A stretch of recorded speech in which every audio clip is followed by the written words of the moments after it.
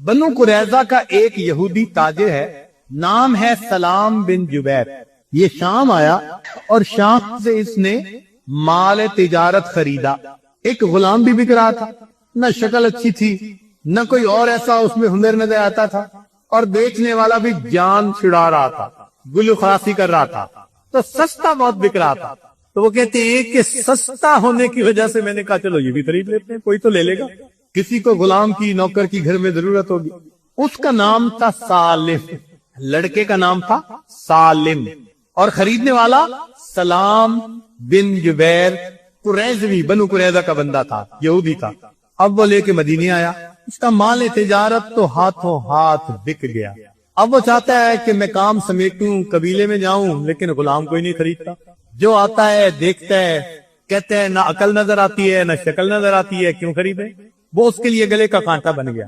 1 ہفتہ 10 دن وہ روز مارکیٹ جاتا اور غلام کو کوئی نہ خریدتا.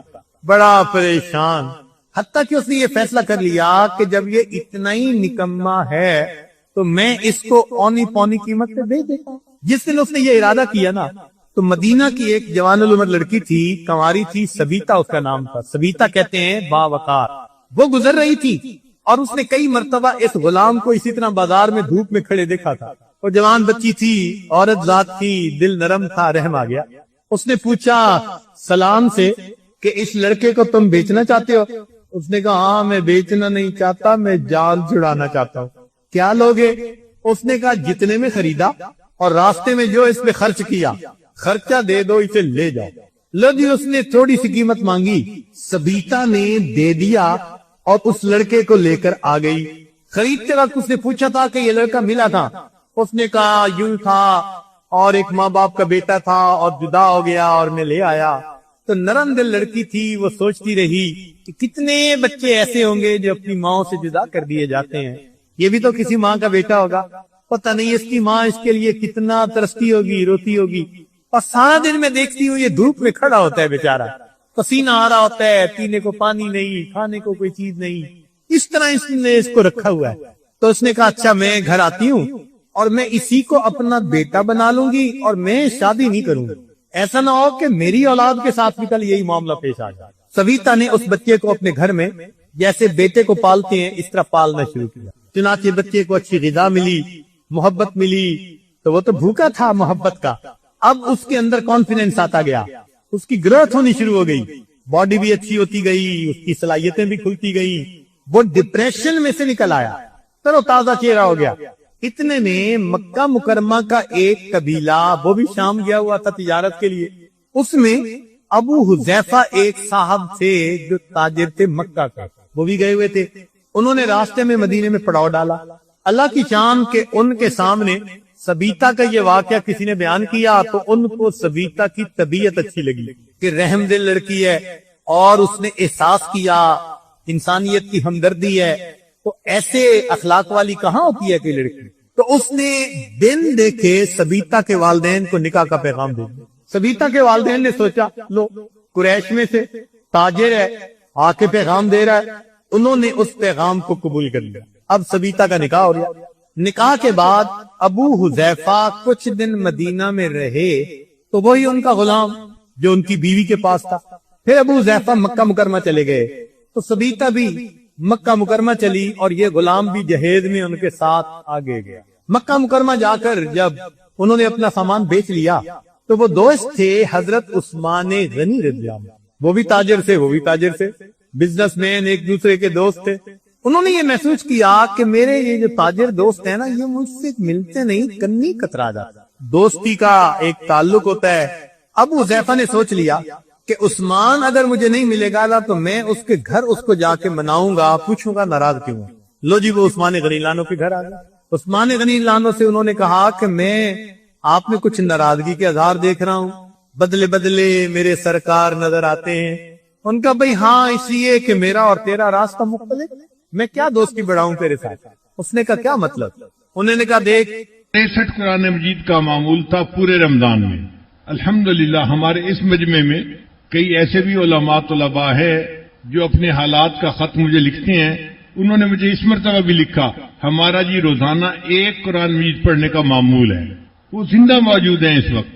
ایک قرآن مجید روز اس رمضان میں پڑھتے رہے، الحمدللہ ثم الحمدللہ، اور 10 پارے 15 پارے روز پڑھنا، یہ تو بہت لوگوں نے اپنے حالات میں لکھا کہ ہمارا روز کا معمول 15 پارے کا ہے، 20 پارے کا ہے، 10 پارے کا ہے۔ یہ خوش نصیبی ہے انسان جتنا قرآن مجید پڑھے۔ اور ایک بات ذہن میں رکھیے کہ جتنا دل صاف ہوگا اتنا قرآن مجید زیادہ پڑھنے کو دل کرے گا۔ جیسے اچھا کھانا ہوتا ہے نا، تو جو کھانے کے شوقین ہوتے ہیں ان کا جی نہیں بھرتا، اسی طرح قرآن مجید ایسی کتاب ہے، اس کے پڑھنے سے پڑھنے والے کا دل نہیں بھرتا، اور دل چاہتا ہے پڑھوں اور پڑھوں۔ گرمی کے موسم میں آپ کو کوئی آئس کریم دے کھانے کے لیے تو آپ کیسے کھاتے ہیں؟ ہر لقمہ کھانے پہ مزہ آتا ہے۔ بالکل قرآن مجید کا یہی معاملہ ہے۔ اللہ والے جب قرآن مجید پڑھتے ہیں تو قرآن مجید کی ہر آیت کے پڑھنے پہ ان کو مزہ آتا ہے، لطف آتا ہے ان کو۔ ایک صحابی کے بارے میں واقعہ ہے کہ نبی علیہ الصلوۃ والسلام نے ان کے ذمہ لگایا کہ تم رات کو پہرا دینا، ایسا نہ ہو کہ دشمن آئے اور رات کو حملہ کر دے۔ وہ ایک چٹان کے اوپر کھڑے ہو گئے اور انہوں نے قرآن مجید پڑھنا شروع کر دیا۔ ادھر سے دشمن بھی آ گیا، دشمن نے ایک تیر مارا، وہ ان کو لگا، خون نکلا، اور وہ قرآن پڑھتے رہے۔ پھر دوسرا تیر مارا، پھر تیسرا تیر مارا، حتیٰ کہ انہیں یہ محسوس ہوا کہ میرے جسم سے اتنا خون نکل جائے گا کہ میں بے ہوش ہو کے گر جاؤں گا اور لوگوں کو میں جگا نہیں سکوں گا، بتا نہیں سکوں گا، تو میرے فرض منصب میں کوتاہی ہو جائے گی۔ تو انہوں نے فوراً نماز کا سلام پھیرا اور لوگوں کو جگایا کہ بھئی دشمن قریب ہے، اور کہنے لگے اللہ کی قسم اگر مجھے اپنے فرض منصب میں کوتاہی کا ڈر نہ ہوتا میں تیروں پہ تیر کھاتا رہتا، سورہ کہف کو مکمل پڑھے بغیر نماز ختم نہ کرتا۔ کتنا ان کو مزہ آتا ہوگا کہ تیروں پہ تیر لگتے رہیں، پرواہ نہیں، لیکن میں سورہ کہف کو مکمل پڑھنے کے بعد سلام پھیروں گا، اس سے پہلے نہیں پھیرنا۔ ایک حدیث مبارکہ میں آتا ہے کہ ایک صحابی تھے، ان کا گھر چھوٹا سا تھا، صحن میں چارپائی پر بچہ لیٹا ہوا تھا اور قریب گھوڑا بھی بندھا ہوا تھا، اور چارپائی کی سائیڈ پہ انہوں نے مصلی بچھایا ہوا تھا اور یہ تہجد پڑھ رہے تھے۔ اب جب تہجد میں قرآن پڑھتے تو دل چاہتا کہ ذرا اونچا پڑھوں، تھوڑا جہر سے پڑھوں، لیکن جب یہ جہر سے پڑھتے تو گھوڑا بدکنے لگتا، ڈر ہوتا کہ یہ گھوڑا بچے کو لات مارے گا، تو وہ آہستہ پڑھتے، پھر آہستہ پڑھتے تو دل مچلتا کہ اونچا پڑھو، پھر اونچا پڑھتے پھر گھوڑا مچلتا، ساری رات اسی میں ہی لگی رہی۔ جب انہوں نے سلام پھیرا تہجد کے وقت تو دیکھا کہ کچھ بلب ہیں، روشنیاں ہیں جو ان کے سر کے قریب تھیں اور پھر وہ دور آسمان کی طرف جا رہی تھیں۔ وہ بڑے حیران ہوئے کہ میں آج یہ منظر کیا دیکھ رہا ہوں۔ صبح نبی علیہ السلام کی خدمت میں حاضر ہوئے، اے اللہ کے حبیب صلی اللہ علیہ وسلم، آج رات میرے ساتھ یہ معاملہ ہوا کہ میں نے کچھ روشنیوں کو دیکھا جو مجھ سے دور آسمان کی طرف جا رہی تھیں۔ نبی علیہ السلام نے فرمایا یہ اللہ کے فرشتے تھے جو تمہارا قرآن سننے کے لیے آسمان سے اتر آئے تھے۔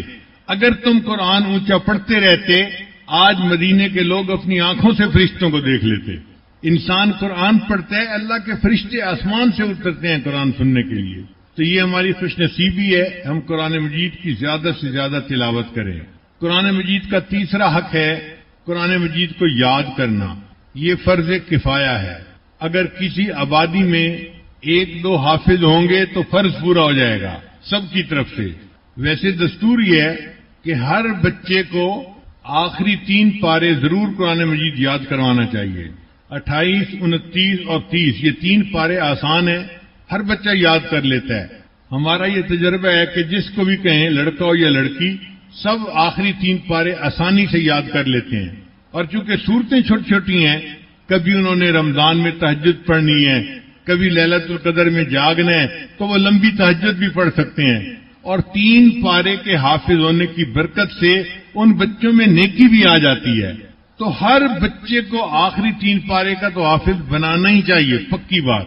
جب وہ 3 پارے کا حافظ بن جائے پھر ٹیچر پیرنٹ میٹنگ کال کرنی چاہیے، ماں باپ بھی ہوں، استاد بھی ہوں اور وہ لڑکا بھی ہو۔ اب سب میٹنگ کریں، لڑکے سے پوچھیں بھئی آپ نے 3 پارے یاد کر لیے، کیا آپ بقیہ قرآن پاک بھی یاد کر لیں گے؟ اور لڑکا سینے پہ ہاتھ لا کے گئے، ہاں میں ضرور حافظ بنوں گا۔ اس کے اندر ایک جذبہ ہو، ایک شوق ہو، اور ماں باپ کہے جی کہ ہاں ہم بھی تیار ہیں، اور ٹیچر کہ جی لڑکا بڑا عقل مند ہے، اس نے اچھے یاد کر لیے ہیں 3 پارے، یہ باقی بھی یاد کر لے گا. جب تینوں متفق ہو جائیں اس بچے کو تیسرے آگے پورا قرآن یاد کرنے کے لیے آپ بٹھا دیں، وہ بچہ 2 سال کے اندر پورے قرآن پاک کا حافظ بن جائے گا. اور اگر بچے کا اپنا موڈ حافظ بننے کا نہیں، اس کو مت قرآن پاک کا حافظ بننے کے لیے بٹھائیں. لوگ اپنے شوق میں بچے کو حافظ بناتے بناتے اس کو بددین بنا دیتے ہیں. اوپر سے وہ بچہ حافظ بن رہا ہوتا ہے، اندر سے بددین بن رہا ہوتا ہے، چونکہ اس کے دل میں شوق نہیں ہوتا.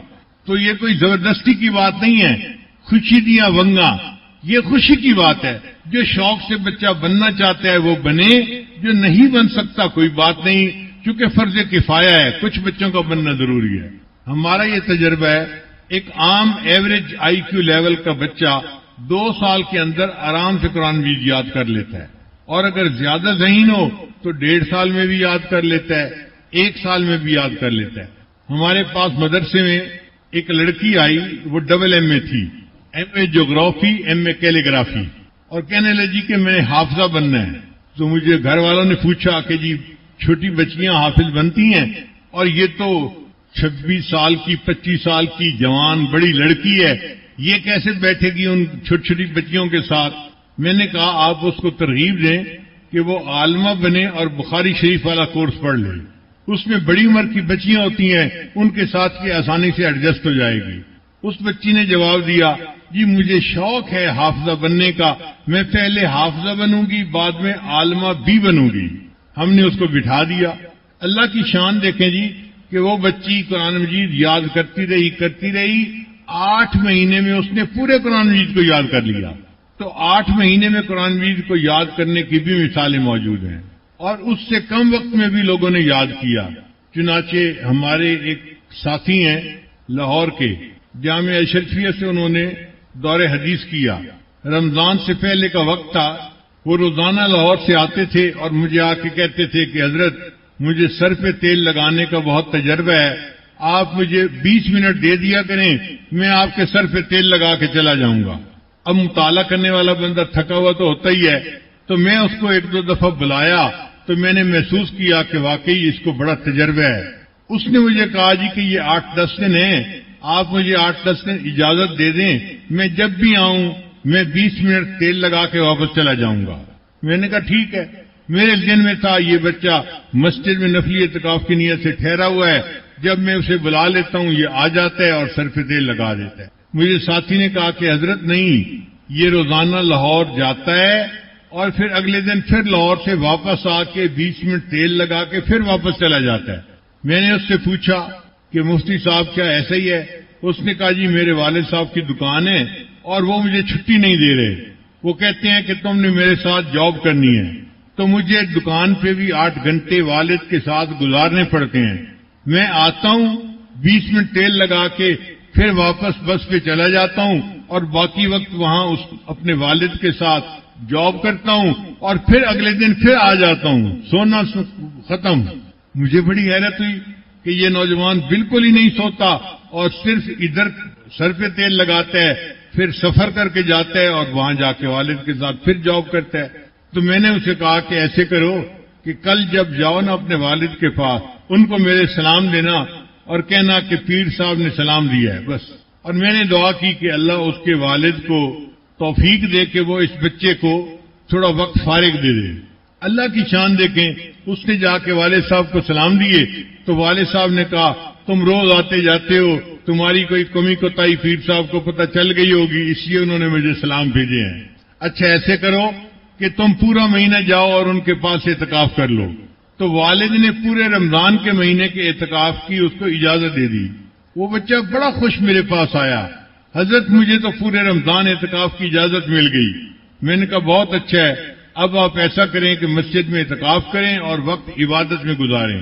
کہنے لگا حضرت میں عالم تو بن گیا ہوں، اگر آپ اجازت دیں تو میں حافظ بھی بن جاؤں. میں نے کہا ضرور کوشش کرو.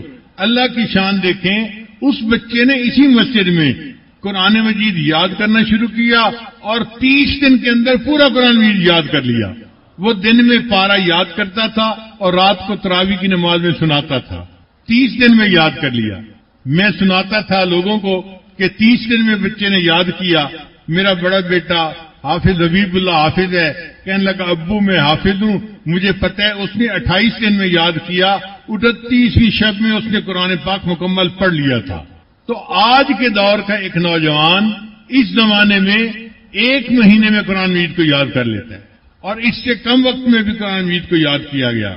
کتابوں میں لکھا ہے امام اعظم ابو حنیفہ رحمۃ اللہ کا ایک شاگرد تھا, اس کا نام تھا محمد. بڑے امیر باپ کا بیٹا تھا, بہت امیر باپ کا, اور خوبصورت بہت تھا بچہ, اور بہت ذہین تھا. امام شافعی کا استاد بنا. جب امام صاحب کے پاس پڑھنے آیا تو امام صاحب نے کہا کہ بچے لگتا ہے کہ تم تو حافظ نہیں ہو. اس نے کہا جی میں حافظ تو نہیں ہوں. فرمایا تمہیں پتہ نہیں کہ میرا شاگرد بننے کے لیے حافظ بننا ضروری ہے, یہ پری ریکوائرمنٹ ہے. جو میرے پاس پڑھنے آئے وہ حافظ ہونا چاہیے, تم جاؤ اور حافظ بن کے آؤ. وہ بچہ اٹھا اور چلا گیا. پھر 1 ہفتے کے بعد وہ امام صاحب کو ملنے کے لیے آیا. امام صاحب سمجھے اپنے استاد کو سلام کرنے کے لیے آیا, تو پوچھے محمد کیسے آئے؟ حضرت آپ نے فرمایا تھا جاؤ قرآن مجید کو یاد کر کے آؤ. میں 1 ہفتے میں پورے قرآن مجید کو یاد کر کے واپس آ گیا ہوں. 1 ہفتے میں قرآن مجید کو یاد کرنے کی بھی مثالیں دنیا میں موجود ہیں. اور اس سے بھی کم وقت میں حضرت مفتی تقی عثمانی رحمت برکاتہم نے کتاب لکھی ہے, تراشے اس کا نام ہے. چھوٹی چھوٹی باتیں ہیں اس میں وہ لکھتے ہیں کہ ایک عالم تھا ہشام کلبی, حدیث کا بھی بڑا عالم تھا مگر حافظ نہیں تھا. ان کے بارے میں ہے کہ ایک دفعہ دوست بیٹھے ہوئے تھے, آپس میں بات کرنے لگے, فلاں عالم ہے فلاں حافظ بھی. جب میرا تذکرہ آیا لوگوں نے کہا عالم تو بڑا ہے حافظ نہیں ہے. وہ کہتے ہیں کہ مجھے بڑا برا لگا کہ میں دنیا میں اتنا بڑا عالم اور حافظ نہیں ہوں. میں نے وہیں بیٹھے بیٹھے حفظ کی نیت کر لی اور 3 دن کے اندر میں نے پورے قرآن مجید کو یاد کر لیا. 3 دن میں قرآن مجید کو یاد کرنے کی مثالیں بھی موجود ہیں. عمر کے اعتبار سے دیکھیں تو اکثر دیکھا گیا کہ بہترین عمر 7, 8 سال, 9 سال, 10 سال, یہ بہترین عمر ہے قرآن مجید کو یاد کرنے کی. النقش کالحجر, اس عمر میں جو یاداشت ہوتی ہے نا وہ پتھر پہ لکیر کی مانند ہوتی ہے. جو بچہ یاد کر لیتا ہے اسے یاد رہتا ہے. لیکن ہارون رشید کے دور میں ایک باپ اپنے بیٹے کو لے کے آیا اور کہنے لگا کہ ہارون رشید میرا بیٹا حافظ ہے, آپ اس کی منزل سنیں. ہارون رشید خود بھی حافظ قرآن تھا. اس نے 3-4 دفعہ سنا جگہ سے, بچے نے بالکل ٹھیک سنایا. جب اس کا سرٹیفکیٹ باپ نے دکھایا تو اس وقت بچے کی عمر 5 سال تھی. یعنی 5 سال میں وہ بچہ قرآن پاک کا حافظ بن چکا تھا. اللہ اکبر کبیرہ. تو 5 سال کے بچے بھی حافظ بنتے ہیں, 10 سال کے بچے بھی, اور بڑی عمر کے لوگ بھی. چنانچہ ہمارے ایک ساتھی تھے, مجھے انہوں نے فرمایا کہ آپ نے دستار بندی کے لیے ضرور آنا ہے. میں نے کہا جی بہت اچھا, میں حاضر ہو جاؤں گا. چنانچہ میں گیا.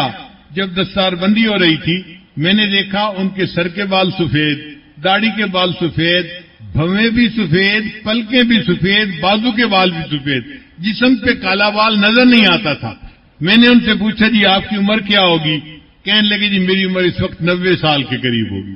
اور اس وقت انہوں نے قرآن مجید کا حفظ مکمل کیا تھا. تو 5 سال کا بچہ بھی حافظ بنا اور 90 سال کی عمر کا بوڑھا بھی قرآن مجید کا حافظ بنا. اللہ اکبر کبیرہ. یہ قرآن مجید کا اعجاز ہے کہ اس کو یاد کرنا آسان ہے, ورنہ دنیا میں کوئی ایسی کتاب نہیں جو اتنے والیوم کی ہو اور اس کو کسی بندے نے یاد کیا ہو. کسی کتاب کا کوئی حافظ نہیں ملے گا. اگر حافظ ملے گا تو قرآن پاک کا ملے گا. یہ اللہ کے کلام ہونے کی ایک دلیل ہے ہمارے سامنے. ہر دور اور ہر زمانے میں کوئی ایک دن ایسا نہیں گزرا کہ پوری دنیا میں قرآن مجید کا کوئی حافظ موجود نہ ہو. کوئی ایک دن بھی ایسا نہیں گزرا. ہر دور اور ہر زمانے میں لاکھوں مرد اور لاکھوں عورتیں ایسی رہی ہیں امت میں جنہوں نے قرآن مجید کو یاد کیا اور قرآن مجید کو پڑھا. ہمارے بچوں کے ایک قاری صاحب تھے, میں نے ایک وقت ملتان میں ٹائم دیا. وہ مجھے کہنے لگے کہ حضرت میرا گھر ملتان کے قریب ہے, آپ آ ہی رہے ہیں تو ایک وقت کا کھانا میرے گھر کھا لینا. میں نے کہا بہت اچھا. ہمارے بچوں کے استاد تھے تو میں نے ان کا اکرام کیا. اب 2-4 مہینے بعد میں تو بھول ہی گیا, لیکن جب میں ملتان پہنچا پروگرام کے لیے تو قاری صاحب نازل ہو گئے. حضرت آپ نے وعدہ کیا تھا ایک وقت کھانے کا, آپ میرے ساتھ چلیں. ہم چل پڑے. وہ میں ملتان سے لے کے نا ایک دیہات میں لے گئے دیہات میں کوئی 200-300 گھر ہوں گے اور اپنے گھر کی بیٹھک میں جا کے مجھے بٹھا دیا. میں نے کہا قاری صاحب